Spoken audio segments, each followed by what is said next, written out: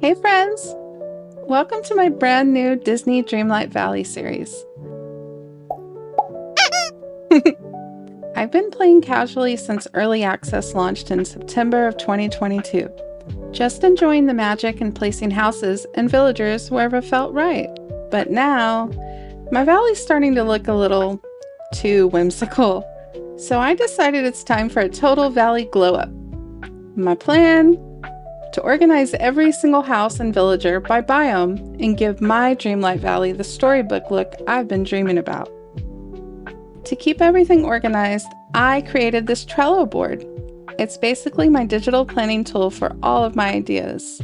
I can drag and drop characters into different biomes, add ideas for decorations, and even add new buildings or characters as they're released.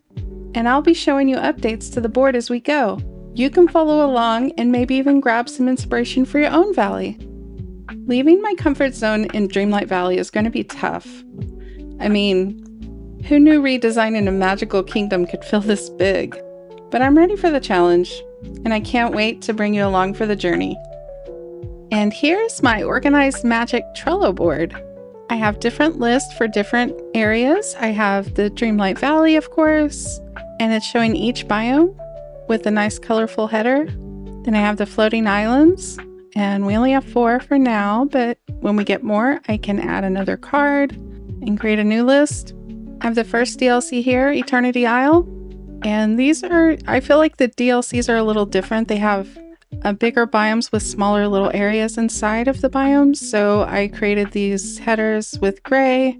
For instance, Ancient Landing. There you'll find the docks, the courtyard, the overlook, and the ruins. And then the Glittering Dunes and the Wild Tangle in each of the areas within there.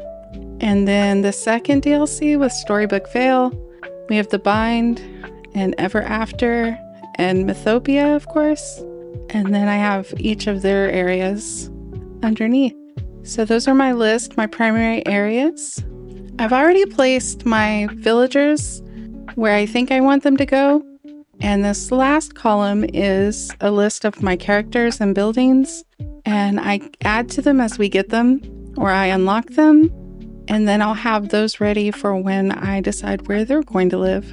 And I can change how they're sorted. Right now, I just changed it to alphabetical order, but I can change it to when they were created, which won't really be valid right now because I typed them all in at the same time. But in the future, it will help me determine what's new will be at the top. And that's a lot of houses to figure out where they're going to go if I want to use them. But they are there, and I can find which area I want to put them in.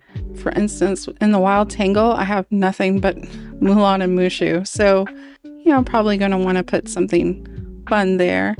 Let's say maybe the Blossom. And I would just drag it and drop it there, and there it is. But the great thing is it doesn't have to stay there. It can go wherever I want it to go. And that's why I found this to be so useful.